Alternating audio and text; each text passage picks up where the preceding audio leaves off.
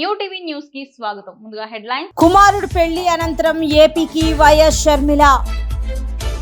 ఎస్ఆర్సీపీలో చేరిన Madipadu TDP senior నాయకుడు కండువా కప్పి ఆహ్వానించిన ఎమ్మెల్యే నంబూరు శంకర్రావు.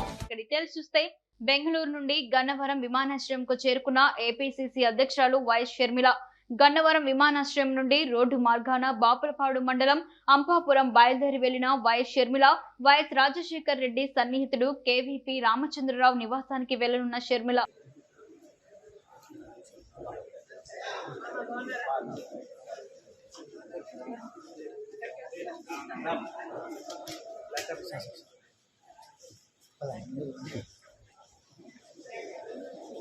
సకల జనుల చైతన్యం తెచ్చేందుకు నిర్వహిస్తున్న రేపటి కోసం పాదయాత్ర రెండవ రోజు అత్తిలి మండలం స్కిన్నెరాపురంలో మొదలుపెట్టారు. గ్రామంలోని వీధుల గుండా కాలినడకన పర్యటించి ప్రజల్ని పలకరించారు. ఎస్సీ కాలనీలో మాజీ ఎమ్మెల్యే రాధాకృష్ణను స్థానికులు కలుసుకుని తమ సమస్యలు విన్నవించారు. ఈ సందర్భంగా మాజీ ఎమ్మెల్యే రాధాకృష్ణ మాట్లాడారు. రేపటి కోసం సకల జనుల చైతన్య యాత్రలో భాగంగా రెండవ రోజు స్కిన్నెరపురం లక్ష్మీనారాయణపురం గ్రామాల్లో ఈరోజు ఈ పాదయాత్ర నిర్వహించుకోవడం జరుగుతుంది.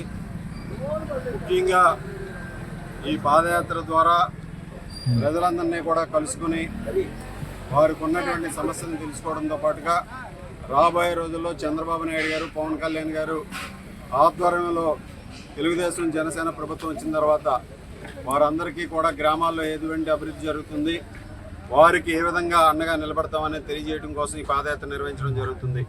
ఈరోజు స్కిన్నెరపురం గ్రామంలో ఈరోజు ప్రతి ఒక్కరిని కూడా కలవడం జరుగుతుంది. ముఖ్యంగా మహిళలు కానీ వృద్ధులు కానీ వారందరూ కూడా ఈ ప్రభుత్వం వచ్చిన తర్వాత అన్ని రకాలుగాను కూడా ధరలు పెరిగిపోవడానికి కూడా వారందరూ కూడా తీవ్రమైనటువంటి అసంతృప్తిని వ్యక్తం చేస్తున్నారు. అదేవిధంగా ముఖ్యంగా ఈరోజు అభివృద్ధిని పరిశీలిస్తే 2019 తర్వాత ఇక్కడ ఉన్నటువంటి స్కిన్నెరపురం గ్రామంలో ఎస్సీ కాలనీని ఇప్పుడే సందర్శించడం జరిగింది. ఎస్సీ కాలనీకి సంబంధించి ఆ రోజు తెలుగుదేశం ప్రభుత్వంలో ఏదైతే అభివృద్ధి కార్యక్రమాలు చేసామో, రోడ్లు నిర్మించామో, అది తప్పితే ఇప్పుడు ఒక్క సిమెంట్ బస్తా పని కూడా చేసినటువంటి పరిస్థితి లేదు. అలాగే ఈరోజు పవన్ కళ్యాణ్ గారు కూడా మన భీమవరం రావడం జరిగింది. పవన్ కళ్యాణ్ గారు రాబోయే రోజుల్లో తెలుగుదేశం జనసేన పార్టీ శ్రేణులందరూ కూడా కలిసి ఈ దుర్మార్గమైనటువంటి వైఎస్ఆర్ కాంగ్రెస్ పార్టీ ప్రభుత్వాన్ని కిందకి దించే వరకు కూడా కలిసి పోరాడాలని ఒక దిశానిర్దేశం చేయడం జరిగింది. అలాగే జిల్లాలో ఉన్నటువంటి 15 ఉమ్మడి జిల్లాలో 15 అసెంబ్లీ స్థానాల్లోనూ కూడా తెలుగుదేశం జనసేన అభ్యర్థులు గెలిచి గతంలో 2014లో ఏ విధంగా ఈ జిల్లాలో పూర్తి స్థాయిలో తెలుగుదేశం ఆ రోజు గెలిచిందో అదేవిధంగా ఈరోజు 15 స్థానాలు కూడా తెలుగుదేశం జనసేన రెండు పార్టీలు కలిసి గెలవాలని పవన్ కళ్యాణ్ గారు ఆకాంక్షించడం జరిగింది. ఈరోజు అదేవిధంగా అన్ని విధాలుగాను కూడా ఈరోజు రాబోయే రోజుల్లో మరలా తెలుగుదేశం జనసేన ప్రభుత్వం వస్తేనే మనందరికీ కూడా బాగుంటుందని ప్రతి ఒక్కరు కూడా ఆలోచన చేస్తున్నారు. ఆ దిశగా ప్రతి ఒక్కరు కూడా ఈరోజు ఎక్కడ పాదయాత్రకు వెళ్ళినప్పుడు వారందరూ కూడా స్వాగతిస్తూ స్వాగతం పలుకుతున్నారని ఈ సందర్భంగా తెలియజేస్తున్నారు. పెదకూరుపాడు నియోజకవర్గంలో వైఎస్ఆర్సీపీలో చేరికలు పెరిగాయి. రాష్ట్ర ప్రభుత్వం అందిస్తున్న సంక్షేమ పథకాలు, చేస్తున్న అభివృద్ధి నచ్చి ఎంతో మంది వైఎస్ఆర్సీపీలో చేరుతున్నారు. అచ్చంపేట మండలం మాదిపాడు గ్రామానికి చెందిన టీడీపీ సీనియర్ నాయకుడు షేక్ జాన్ సైదా వైఎస్ఆర్సీపీలో చేరారు. మరియు అచ్చంపేట చామర్తి గ్రామంలో టీడీపీకి సంబంధించిన కొన్ని కుటుంబాల వారు ఈ రోజు వైఎస్ఆర్సీపీలోకి రావటం జరిగింది. ఎమ్మెల్యే నంబూరు శంకర్రావు స్వయంగా కండువా కప్పి పార్టీలోకి ఆహ్వానించారు. ఈ సందర్భంగా ఎమ్మెల్యే నంబూరు శంకర్రావు మాట్లాడుతూ ప్రభుత్వం అన్ని వర్గాలకు అండగా ఉంటుందని చెప్పారు. రాబోయే ఎన్నికల్లో వైఎస్ఆర్సీపీ గెలుపు కోసం అందరూ కలిసి పనిచేయాలని సూచించారు. వైఎస్ఆర్సీపీ కుటుంబంలో చేరిన ప్రతి ఒక్కరికి తాను అండగా ఉంటానని, ఎవరికి ఏ అవసరం వచ్చినా తాను ఉన్నాననే విషయం గుర్తుంచుకోవాలని సూచించారు. తూర్పు గోదావరి జిల్లా గోపాలపురం మండలం ఎర్రవరం గ్రామ హై స్కూల్లో మధ్యాహ్న భోజనం వికటించి 4 విద్యార్థులు తీవ్ర అస్వస్థతకు లోనయ్యారు. హుటాహుటిన స్థానిక హుకుంపేట ప్రభుత్వ ఆసుపత్రికి తరలించగా పరిస్థితి విషమంగా మారడంతో మెరుగైన వైద్య సహాయం నిమిత్తం ఒకరిని తాళ్లపూడికి, మిగిలిన 3 గోపాలపురం ప్రభుత్వ ఆసుపత్రికి తరలించడం జరిగింది. సదరు సంఘటనపై సమగ్రంగా వివరాలు సేకరించడం జరుగుతోందని, తదనుగుణంగా చర్యలు తీసుకోవడం జరుగుతోందని అధికారులు తెలియజేస్తున్నారు.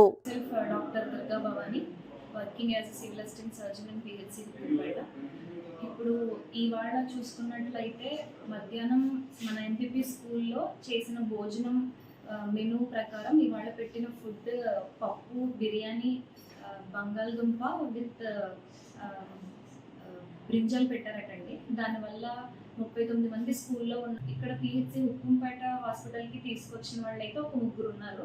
దాంట్లో 2కి ఐవి ఫ్లూయిడ్స్ స్టార్ట్ చేసాము, ఇంజెక్షన్స్ కూడా ఇచ్చాము. అదేవిధంగా ఇంజెక్షన్స్ ఇచ్చినప్పటికీ వాళ్ళు కొంచెం నీరసంగా కనిపిస్తున్నారు కాబట్టి వాళ్ళని గోపాలపురం సిహెచ్సికి రిఫర్ చేయడం జరిగింది 1 డే అబ్జర్వేషన్ కోసం. మిగిలిన పిల్లలు ఎవరైనా ఎఫెక్ట్ అయ్యారా, ఈ 7-8 మంది పిల్లలు మాత్రమేనా, ఇది ఎందువల్ల వచ్చింది అనేది తెలుసుకోవడం కోసం ఆశాలను ఫీల్డ్లోకి పంపించామండి. ఆశాస్ అందరూ కూడా ఫీల్డ్లో తిరుగుతున్నారు. ఇప్పుడు మన ఎర్రవరంలో ఫీల్డ్లో తిరిగి ఆ రిపోర్ట్ సేకరించి నిజంగా ఇది ఫుడ్ పాయిజనా లేకపోతే వేరే ఏదన్నా కారణం చేత పిల్లలకి ఎలా అవుతుందా అనేది ఇన్ఫర్మేషన్ ఇంకా సేకరించడం జరుగుతుంది. అప్పటి వరకు వచ్చిన పిల్లలందరికీ కూడా ఇక్కడ హుక్కుంపేట పిహెచ్సిలో ట్రీట్మెంట్ ఇవ్వడం జరుగుతుంది. కాబట్టి ఎవరైనా పిల్లలకి వాంతులు, విరోచనాలు అలాంటి వాళ్ళు ఎవరైనా ఉంటే వెంటనే పిహెచ్సికి తీసుకురావాల్సింది. తాడేపల్లి పట్టణంలోని గౌడ కమ్యూనిటీ హాల్ నందు నియోజకవర్గ బీసీసీఎల్ అధ్యక్షులు కారంపూడి అంకమ్మరావు, తాడేపల్లి పట్టణ బీసీసీఎల్ అధ్యక్షులు చల్లా శ్రీనివాస్, తాడేపల్లి రూరల్ బీసీసీఎల్ అధ్యక్షులు చావలి సురేష్ ఆధ్వర్యంలో జైహో బీసీ కార్యక్రమం నిర్వహించారు. జైహో బీసీ కార్యక్రమానికి భారీగా బీసీలు, టీడీపీ, జనసేన నాయకులు, కార్యకర్తలు హాజరై కార్యక్రమాన్ని విజయవంతం చేశారు. ఈ సందర్భంగా టీడీపీ రాష్ట్ర బీసీ ఫెడరేషన్ ప్రధాన కార్యదర్శి వీరంకి గురుమూర్తి మాట్లాడుతూ బీసీల ద్రోహి సీఎం జగన్మోహన్ రెడ్డి అని, ఈయన పాలనలో బీసీలకు తీవ్ర అన్యాయం జరిగిందని అన్నారు. బీసీలను జగన్ రెడ్డి ఓటు యంత్రాలుగా మాత్రమే చూస్తున్నారని మండిపడ్డారు. 75,000 కోట్ల బీసీ సప్లాన్ నిధుల్ని దారి మళ్లించిన ద్రోహి జగన్ రెడ్డి అని ఆగ్రహం వ్యక్తం చేశారు. స్థానిక సంస్థల ఎన్నికల్లో ఎన్టీఆర్, చంద్రన్న 34% రిజర్వేషన్లు అమలు చేస్తే జగన్ రెడ్డి 24% కుదించి 16,800 రాజ్యాంగబద్ధ పదవులు దూరం చేశారని విమర్శించారు. టీడీపీ హయాంలో కార్పొరేషన్లు, ఫెడరేషన్ల ద్వారా 4 లక్షల మందికి 3,700 కోట్లు రుణాలుగా ఇస్తే 56 కార్పొరేషన్లు పెట్టిన జగన్ రెడ్డి రూపాయి ఖర్చు చేయలేదని ఆరోపించారు. గతంలో టీడీపీ బీసీలకు రాయితీలపై ఇచ్చిన రుణాలతో ఆర్థికంగా నిలదొక్కునేలా అవకాశం కల్పించిందని, ప్రస్తుత వైసీపీ పాలనలో ఆ పరిస్థితి లేదన్నారు. బాబాసాహెబ్ అంబేద్కర్ గారు రాజ్యాంగంలో ఏం చెప్తారంటే, ఈ సమాజంలో ఎవరైతే ఆర్థికంగా కానీ, రాజకీయంగా కానీ, విద్యాపరంగా కానీ వెనకబడి ఉంటారో అలాంటి వాళ్ళ కోసం ప్రత్యేకంగా నిధులు కేటాయించమని, ప్రత్యేకమైనటువంటి కార్యక్రమాలు చేయమని చెప్తే, ఈ జగన్మోహన్ రెడ్డి ముఖ్యమంత్రి అయిన తర్వాత బీసీ కార్పొరేషన్ నిధులు, బీసీల నిధులన్నీ కూడా దారి మళ్లించేశాడు. ఇవాళ అంబేద్కర్ గారి రాజ్యాంగం ఈ రాష్ట్రంలో అమలవట్లా. ఎందుకంటే బీసీలకు సంబంధించినటువంటి 75,000 కోట్ల నిధులు దారి మళ్లించారు. 30 బీసీ సంక్షేమ పథకాలని రద్దు చేశారు. 250 మంది బీసీలను ఓచకోత కోసి చంపేశాడు. 500 మీద అక్రమ కేసులు పెట్టారు. 5,000 మంది మీద దాడులు, ఆస్తి నష్టం. ఈ విధంగా జగన్మోహన్ రెడ్డి వచ్చిన తర్వాత బీసీలను అణగదొక్కుతా ఉన్నాడు. అదేమంటే నా బీసీలు, నా ఎస్సీలు, నా మైనార్టీలు అని చెప్పి కపట నాటకం ఆడుతా ఉన్నాడు. కాబట్టి ఈరోజు ఆనాడు తెలుగుదేశం హయాంలో ఏ రకమైనదైతే కార్యక్రమాలు బీసీలకు చేశామో అవన్నీ చెప్పడం కోసం, జగన్మోహన్ రెడ్డి వచ్చిన తర్వాత బీసీలకు ఏం అన్యాయం జరిగిందో ఇవన్నీ తెలియజేయడం కోసమే జైహో బీసీ కార్యక్రమం పెట్టాం. మరి ముఖ్యంగా రాజ్యాంగబద్ధంగా వచ్చినటువంటి రిజర్వేషన్ వల్ల 10% మేము నష్టపోయాం. జగన్మోహన్ రెడ్డి వచ్చిన తర్వాత 16,800 మంది పదవులు కోల్పోయాం. ఈ విషయాలన్నీ కూడా పెద్ద ఎత్తున ప్రజల్లోకి తీసుకెళ్లాలని చెప్పి ఇక్కడికి రావడం జరిగింది. మరి ముఖ్యంగా మంగళగిరిలో ఇవాళ నారా లోకేష్ గారి గురించి ఆయన యొక్క రకరకాలుగా వైసీపీ వాళ్ళు చెబుతా ఉన్నారు. ఏదో నారా లోకేష్ గారు పొప్పని, లేకపోతే అసమర్థుడనో చెబుతాను. నేను ఒక్కటే మనవి చేస్తున్నా, ఈ పనికిరాని చెత్త ఎదవల వైసీపీ వాళ్ళకి నారా లోకేష్ గారు పంచాయతీరాజ్ శాఖ మంత్రి ఉండగా ఆనాడు నరేంద్ర మోడీ గారు దేశంలో 10,000 కిలోమీటర్ల సిమెంట్ రోడ్లు వేయమంటే ఈ రాష్ట్రంలో 5 సంవత్సరాల్లో 25,000 కిలోమీటర్ల సిమెంట్ రోడ్లు వేసినటువంటి ప్రభుత్వం తెలుగుదేశం ప్రభుత్వం. ఆనాడు నారా లోకేష్ గారు పంచాయతీరాజ్ శాఖ మంత్రిగా ఉన్నారు. అంతేకాదు దేశంలోనే ఈ రాష్ట్రంలో మొట్టమొదటిసారిగా టోటల్ ఎల్ఈడి సిస్టమ్ 12,918 గ్రామ పంచాయతీల పాటు కార్పొరేషన్లో, మున్సిపాలిటీలో కూడా తీసుకొచ్చిన చరిత్ర లోకేష్ గారిది. చెత్త నుండి సంపద తయారు కాదు. ఈ ఎదవల చెత్త మీద పొన్నేస్తే ఆయన చెత్త అంతా పోగేసి ఎరువును తయారు చేసి ఆదాయం పంచాయతీలకు తెచ్చాడు. ఈ ముఖ్యమంత్రి అసమర్థుడు, ఈ దొంగ పంచాయతీలకు వచ్చిన నిధుల్ని 9,000 కోట్ల నిధులు రాత్రి దొంగిలించాడు. చేయాల్సింది పోయి దొంగిలించాడు. కానీ మా నారా లోకేష్ బాబు గారు అలా కాదు. పంచాయతీ బిల్డింగ్లు కట్టించాడు, అంగన్వాడీ బిల్డింగ్లు కట్టించాడు, సంపత్ తయారీ కేంద్రాలు తీసుకొచ్చాడు, పంట గుంటలు తీసుకొచ్చాడు. ఆనాడు దేశంలోనే నెంబర్ 1 అనే విధంగా ఆ రోజు కేంద్రం అవార్డులు ఇచ్చింది. అది నారా లోకేష్ బాబు గారి పనితనం. ఇవాళ ఒకటే, నారా లోకేష్ బాబు గారు అనే ఆయన ఇవాళ ఒక నుప్పులాగా తయారయ్యి ఈ పార్టీ అవినీతిని, ఈ నాయకులను కూడా తరిమి కొట్టి దహించే దమ్ము ధైర్యం ఉన్నటువంటి నేత నారా లోకేష్ గారు. ఇవాళ ఆయన అధికారం లేకపోయినా 29 సంక్షేమ కార్యక్రమాలని ఇక్కడ చేస్తా ఉన్నాడు. అధికారంలోకి వస్తే రాష్ట్రంలోనే ఈ యొక్క నియోజకవర్గాన్ని మోడల్ నియోజకవర్గంగా తయారు చేయగల దమ్ము ధైర్యం ఇక్కడ ఉంది. ఇవాళ చేనేత రంగం ఏదైతే ఉందో, చేనేత రంగానికి ఇవాళ బ్రాండ్ అంబాసిడర్ గా ఇవాళ నారా లోకేష్ గారి కుటుంబం ఉంది. ఇవాళ చేనేతకు పుట్టినిల్లు మంగళగిరి పట్టణం. అలాంటి వాళ్ళని ఇవాళ ఆయన ఆదరిస్తా ఉన్నాడు. బీసీలందరినీ కూడా ఆయన ఆదరిస్తా ఉన్నాడు. కాబట్టి రాబోయేటువంటి రోజుల్లో వాళ్ళ నారా లోకేష్ గారు ఖచ్చితంగా ఇక్కడి నుంచి బ్రహ్మాండమైనటువంటి మెజార్టీతో గెలిపించడానికి నియోజకవర్గ ప్రజలు సిద్ధంగా ఉన్నారు. జగన్మోహన్ రెడ్డి భయం పట్టుకుంది, ఓడిపోతానని పట్టుకుంది. ఎందుకంటే మొన్నటిదాకా వైనాట్ 175 అన్నటువంటి వ్యక్తి మరి ఎందుకు మారుతున్నావా నువ్వు అభ్యర్థుల్ని? పేదలకు ఇస్తున్న ఇళ్ల పట్టాల వ్యవహారంలో అక్రమాలకు పాల్పడితే చూస్తూ ఊరుకోమని టీడీపీ మాజీ ఎమ్మెల్యే దామచర్ల జనార్దన్ అన్నారు. ఇళ్ల పట్టాల పేరుతో మాజీ మంత్రి బాలినేని శ్రీనివాసరెడ్డి హడావుడి చేస్తున్నారని, వారికి ఇవ్వలేని పక్షంలో పోటీ నుంచి తప్పుకోవాలని విమర్శించారు. ఒంగోలులో టీడీపీ నాయకులు ఏర్పాటు చేసిన ఆత్మీయ సమావేశంలో మాట్లాడుతూ టీడీపీని ఎవరు ఏమీ చేయలేరని, మీ సంగతి చూసుకోండి అంటూ హెచ్చరించారు. కొడుకు చేసిన తప్పులను సరిచేసుకోవడానికి ఇప్పుడు విగ్రహాల పేరుతో హంగామా చేస్తున్నారని విమర్శించారు. పేదలకు పట్టాలు ఇచ్చేందుకు మేము వ్యతిరేకం కాదని, అర్హులైన పేదలకు అందాలన్నదే తమ లక్ష్యమన్నారు. డబ్బులు పంపాలి, ఎంత డబ్బు ఇచ్చినా డబ్బులు సాలవు. అందుకే కాబట్టి ఆయన సొంతగా పెన్షన్లు ఇస్తున్నాడు, సొంతగా రోడ్లు వేస్తానంటాడు. ఈ రోజు ఉండే పరిస్థితులు ఆ విధంగా ఉన్నాయి. కాబట్టి ఇవన్నీ కూడా ప్రజల్ని మాయ చేస్తున్నారు. మీ అందరూ కూడా తెలుసుకోండి. ఖచ్చితంగా పట్టాలు ఇచ్చేది కరెక్ట్ కాదు. ఆ పట్టాలు ఎలిజిబిలిటీ ఉండేవాళ్ళు 7,000 మంది ఉన్నారు. మిగతా 25,000 మంది అవన్నీ కూడా ఎలిజిబిలిటీస్లో లేరు. దానికి ఒక పెద్ద స్కీమ్ పెట్టారు. 300 కరెంటు 300 దాటకూడదు, మీటర్లు దాటకూడదు. అదేవిధంగా ఇన్కమ్ ట్యాక్స్ కట్టకూడదు, అదేవిధంగా వెహికల్ ఉండకూడదు. ఈ రకంగా ఇవన్నీ కూడా పెట్టి కావాలని చెప్పేసి పట్టాలు ఈరోజు ఎలక్షన్ ముందు మాయ చేస్తున్నారు. అవన్నీ కూడా మీరు అందరూ కూడా ఆలోచించాలని చెప్పి తెలియజేస్తున్నా. ఇంకోటి కూడా చెప్తున్నా, రేపు మళ్ళా 10 రోజుల్లో కోడ్ వస్తుంది. నువ్వు చిత్తశుద్ధి ఉంటే మొన్న అన్నావు కదా 25,000 పట్టాలు నేను ఈగిపోతే పోటీ చేయను అన్నావు. ఈ రోజు 25,000 పట్టాలు నువ్వు ధైర్యం ఉంటే జెన్యూన్గా ఉండే 25,000 పట్టాలు నువ్వు ఇచ్చి చూపి, నువ్వు అనౌన్స్ చేయి. అది ఓపెన్ గా అందరినీ పిలిచి చూపించు. 25,000 మందాలు ఇదిగో ఈ కాగితం చేయడంలో, ఇదిగో స్థలం ఇది, వీళ్ళకి అన్ని ఎలిజిబిలిటీస్ ఉన్నాయి కాబట్టి వీళ్ళకి ఇస్తున్నారని చెప్పి నువ్వు జెన్యూన్ గా చూపి, మేము మీరేం చెప్తే తింటాం. అంతేగాని ప్రజలకి ఈరోజు తెల్ల కాగితాలు ఇచ్చి వాళ్ళని మభ్య పెట్టి పేదల్ని ఈరోజు ఇబ్బందులు పెట్టడం కరెక్ట్ కాదని చెప్పి కూడా ఈ సందర్భంగా తెలియజేస్తా ఉన్నా. లేకపోతే నీ వల్ల కాకపోతే మా మీద మాట్లాడతావు. ఏం మాట్లాడతారు? అదేమంటే తెలుగుదేశం పార్టీ వాళ్ళు కోర్టుకు వెళ్తారు.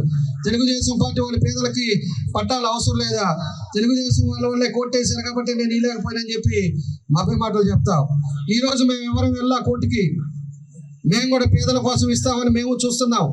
ఏం చేస్తావో పేదలు బాగుండాలని చూసేవాళ్ళం మేము కూడా. కాబట్టి పేదలకి ఏ విధంగా చేస్తాడని చెప్పేసి మేము కూడా చూసాం. ఈ రోజుకి మేము కోర్టులకు వెళ్ళలేదు, ఎక్కడ మేము ఆపాలని చెప్పి మేము చూడలా. ఆపాలంటే కరెక్ట్గా ఒక నిమిషం పని, ఎందుకంటే మీరు చేస్తుందన్నీ కూడా తప్పులు కాబట్టి.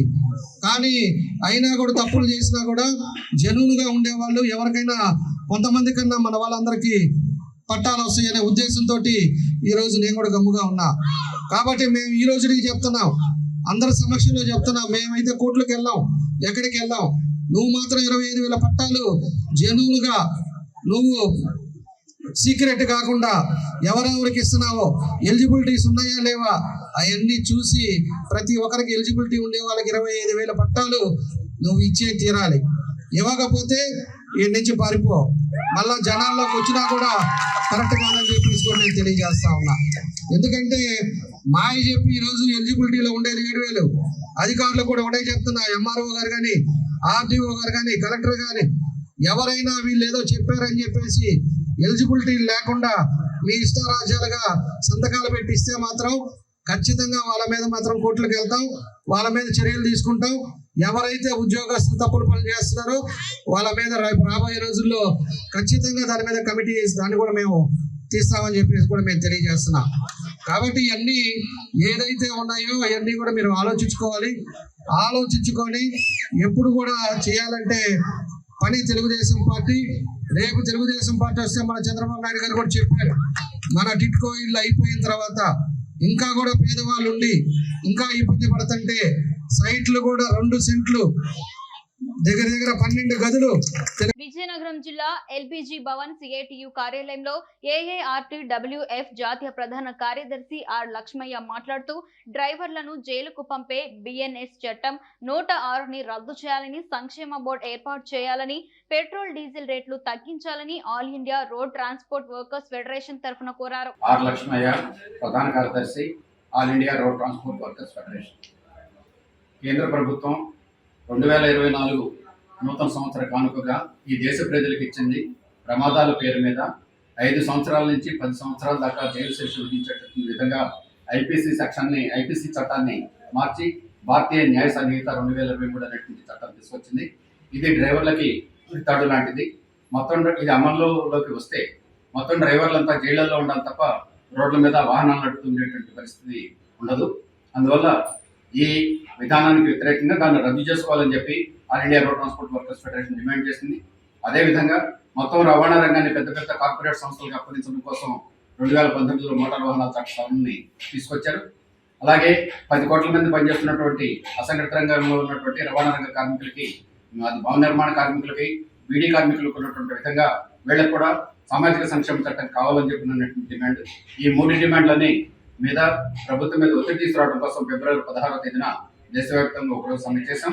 అయినా ఈ ప్రభుత్వం ఏమాత్రం పట్టించుకోలేదు.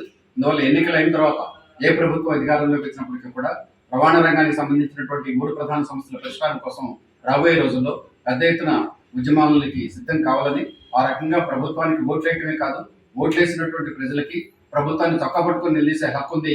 ఇది మా హక్కు, దయాభిక్ష కాదు, ఇస్తారా లేదా, పరిష్కారం చేస్తారా లేదా అని చెప్పి ప్రభుత్వాన్ని నిలయడానికి అవసరమైనటువంటి పెద్ద స్ట్రగుల్కి సిద్ధం కావాలని చెప్పి మొత్తం దేశవ్యాప్తంగా ఉన్నటువంటి రవాణా రంగ కార్మికులందరికీ కూడా విజ్ఞప్తి చేస్తున్నాం.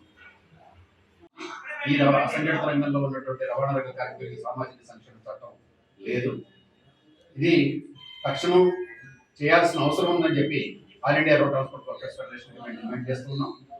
ఈ సామాజిక సంక్షేమ చట్టం దీనికి నిధులు ఎలా రావాలి ఏమిటనేటువంటిది ఒక వివరమైనటువంటి డాక్యుమెంట్ రూపొందించి ప్రభుత్వానికి ఇచ్చాం.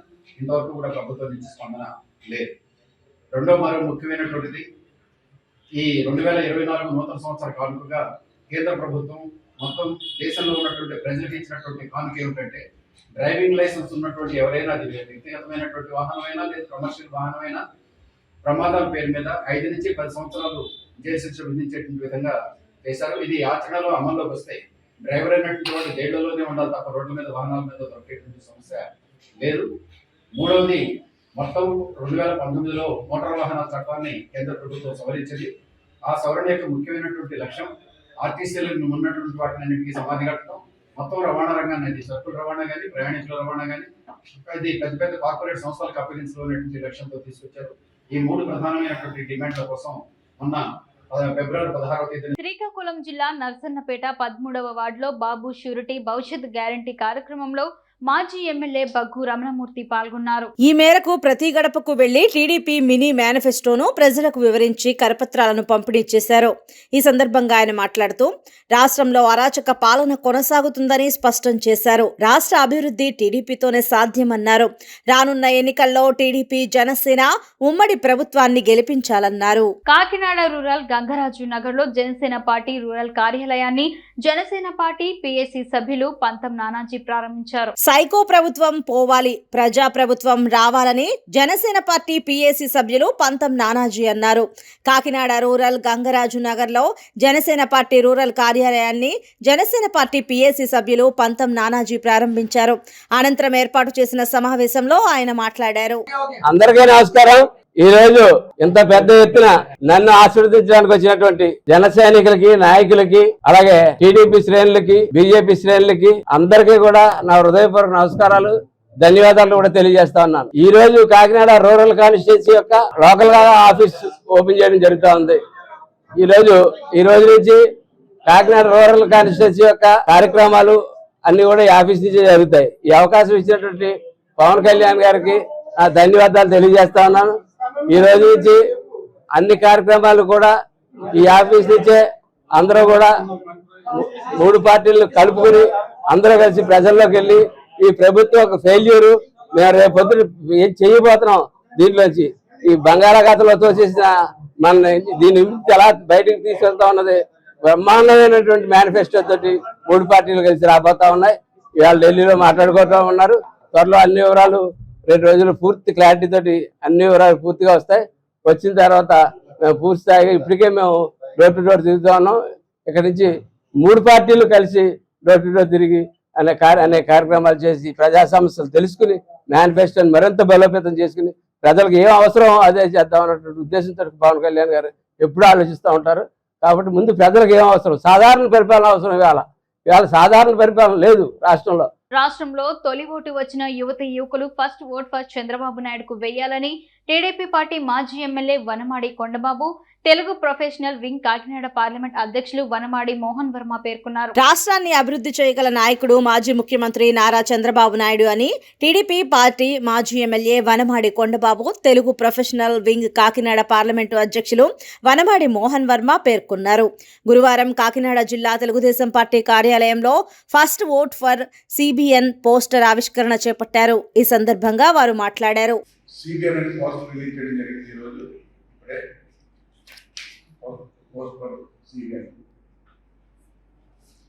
ఎందుకంటే రిలీజ్ చేయడం జరిగింది, ఈ రాష్ట్రంలో మొట్టమొదటిగా ఓటు వచ్చే ప్రతి ఒక్క యువకుడు కూడా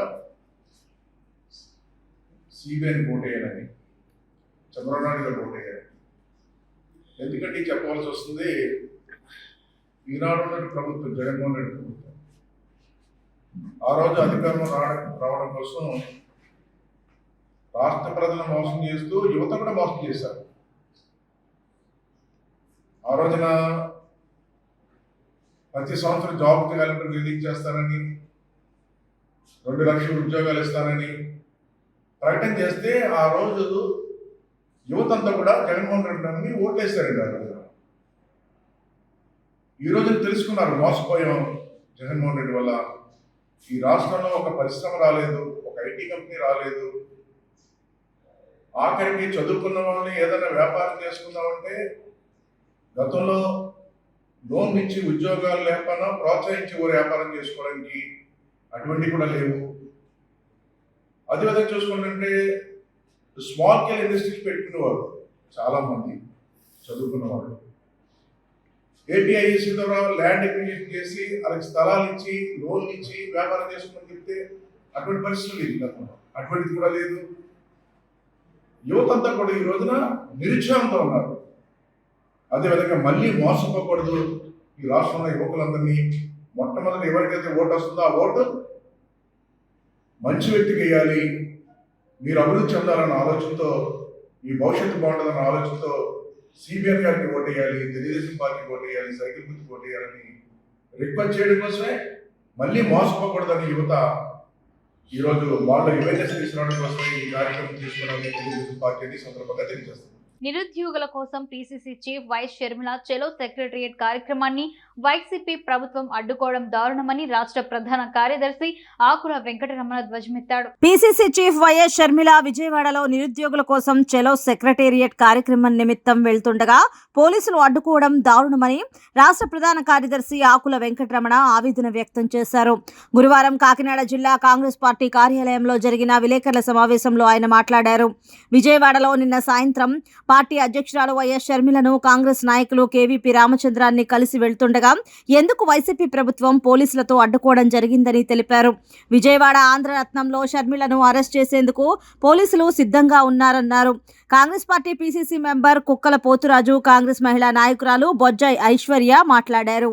రాష్ట్ర కాంగ్రెస్ పార్టీ అధ్యక్షురాలు శ్రీమతి శర్మిలారెడ్డి గారు డిఎస్సి ఉద్యోగాల భర్తీ కోసం చెలో సెక్రటరియట్ అనే కార్యక్రమాన్ని చేపట్టడం జరిగింది. మరి నిన్న గన్నవరం ఎయిర్పోర్ట్కి వచ్చి అక్కడి నుంచి కేవీపీ రామచంద్రరావు గారి ఇంటికని బయలుదేరినప్పుడు అక్కడ ఉన్నటువంటి పోలీసు యంత్రాంగం అంతా ఆవిడ అరెస్ట్కి సిద్ధం చేయడానికి మరి పన్నాగాలు చేశారు. అది తెలుసుకుని మరి విజయవాడలో ఆంధ్రరత్న భవన్ దగ్గరికి ఇచ్చేసి రాత్రి అక్కడ బస చేయడం జరిగింది. మరి సెక్రటరియట్ ముట్టడి కార్యక్రమానికి అనేక మంది ఈ రాష్ట్రంలో నాయకులు, కార్యకర్తలు బయలుదేరడానికి సిద్ధమైన సమయంలో మరి రాత్రి ఇక్కడ ఉన్నటువంటి ఈ తూర్పుగోదావరి జిల్లా రాష్ట్ర వ్యాప్తంగా జరిగినప్పటికీ ఇక్కడ ఉన్నటువంటి తూర్పుగోదావరి జిల్లా, ఉమ్మడి తూర్పుగోదావరి జిల్లాలో అనేక మంది నాయకులు, కార్యకర్తల్ని హౌస్ అరెస్టులు చేయడం జరిగింది. ఇది ప్రజాస్వామ్యాన్ని కూనీ చేస్తున్న ఘనత ఏమైనా ఉందంటే ఒక జగన్మోహన్ రెడ్డి గారిని ఈ సందర్భంగా నేను చెప్తున్నాను. ప్రజల కోసం, చదువుకున్న యువత కోసం అనేక సంఘాలు, ప్రజా సంఘాలు అయితే, ప్రతిపక్షం అయితే, విపక్ష పార్టీలు అయితే ప్రభుత్వం చేస్తున్న వైఫల్యం మీద ఈ ప్రజల కోసం అనేక కార్యక్రమాలు చేయడం జరుగుతుంది. మరి ఈరోజు ప్రజాస్వామ్యాన్ని కూని చేసే విధంగా రాష్ట్ర ముఖ్యమంత్రి జగన్మోహన్ రెడ్డి గారు చేస్తున్న అరాచక పరిపాలన ఈ రాష్ట్ర ప్రజలందరూ కూడా ఈ మీడియా ద్వారా తెలుసుకోవాలి. ఎందుకంటే మాజీ మంత్రి కొత్తపల్లి సుబ్బారాయుడు జనసేనలో చేరుతున్నట్లు ప్రకటించారు. పశ్చిమ గోదావరి జిల్లా నర్సాపురంలో ఆయన మీడియాతో మాట్లాడారు. కొత్తపల్లి సుబ్బారాయుడు ఏ పార్టీలోకి వెళ్తాడు నా దాని మీద ఉత్కంఠకి ఈ రోజున పూర్తి స్థాయిలో తెరదించడం జరుగుతుంది. ముఖ్యంగా ముందుగా పవన్ కళ్యాణ్ గారి గురించి కొన్ని మాటలు చెప్పాలనుకుంటున్నా. అంటే ఏ పార్టీలోకి వెళ్తారన్న విషయంలో జనసేన పార్టీలోకి జాయిన్ అవడానికి నిర్ణయం తీసుకోవడం జరిగింది. మా నియోజకవర్గ అభివృద్ధి కానీ, రాష్ట్రం యొక్క అభివృద్ధి కానీ మనం ఆలోచన చేసినప్పుడు ఈనాడు ఉన్నటువంటి పరిస్థితుల్లో జనసేన పార్టీ అధినేత పవన్ కళ్యాణ్ గారు రాష్ట్ర అభివృద్ధికి ఆయన కంకణం కట్టుకుని ఈ 4-5 సంవత్సరాలు బట్టి ఆయన చేస్తున్నటువంటి కార్యక్రమాలు మనం అందరూ కూడా చూస్తున్నాం.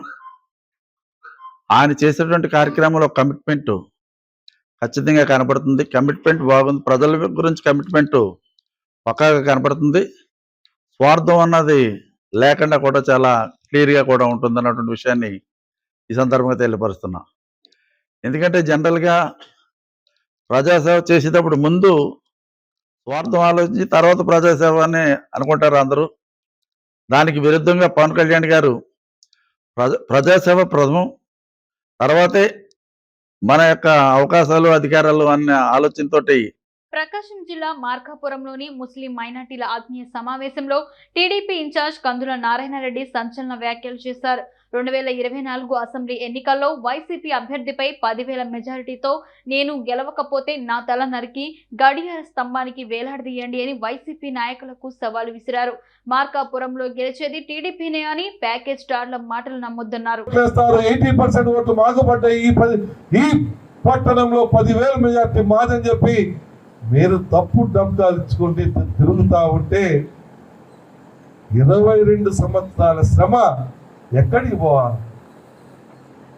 ఈ పట్టణంలో 10,000 మెజార్టీ నాకు రాకపోతే నా తల తీసి గౌరవ స్తంభానికి కాలగట్టుకుంటా. చేసింది నేను.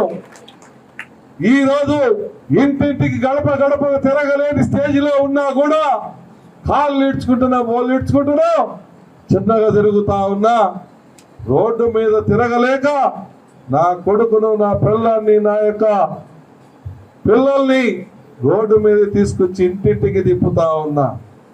అర్థం చేసుకోలేనంత అమాయకులు కాదు మార్కాపురం ప్రజలని చెప్పి ఈ సందర్భంగా మనవి చేస్తా ఉన్నా. ప్యాకేజీ స్టార్లు ఉండొచ్చు, ప్యాకేజీలు ఇస్తామని రావచ్చు, ప్యాకేజీ ఇస్తామని వచ్చినటువంటి వాడిని చెప్పుతో కొట్టామని చెప్పి మైనార్టీ సోదరులు తిరగబడే సమయం వచ్చిందని ఈ సందర్భంగా మనవి చేస్తా ఉన్నా. ఈరోజు ఊగుతా ఉన్నారు, ప్యాకేజీలు ఇస్తాం పోవాకండి పార్టీలకి. ఏమయ్యా, మీ డబ్బులుంటే మీ పిల్లలకి ఇచ్చుకోండి. ప్యాకేజీలు ఇచ్చి 7 కోపలు కోరుద్దామని మళ్ళా 5 సంవత్సరాలు మీ జగన్మోహన్ రెడ్డిని తీసుకొని వచ్చి మా నెత్తిన పెట్టి ఈ అమాయక ప్రజల కడుపులు కొట్టి పంపలు కోలుద్దామని అనుకున్నారా? మేము రిజిస్టర్లు చేయించుకుంటే మా యొక్క రిజిస్టర్ కాగితాలు మీ ఇంట్లో పెట్టుకుంటారా? మా పొలాలకు మీ ఫోటోలు పెట్టుకుంటారా? ఏం మయ్యకు పుట్టినరా? మీరేమన్నా మయ్యకేమన్నా పుట్టినరా? వార్తలు ముగించే ముందు హెడ్లైన్స్ మరోసారి. కుమారుడు పెళ్లి అనంతరం ఏపీకి వైఎస్ షర్మిల. వైఎస్ఆర్సీపీలో చేరిన మాదిపాడు టీడీపీ సీనియర్ నాయకుడు కండువా కప్పి ఆహ్వానించిన MLA Namburu Shankar Rao. New TV news ఇంతటితో సమాప్తం. తిరిగి రేపటి బులెటిన్లో మళ్ళీ కలుసుకుందాం. అంతవరకు సెలవు, నమస్కారం.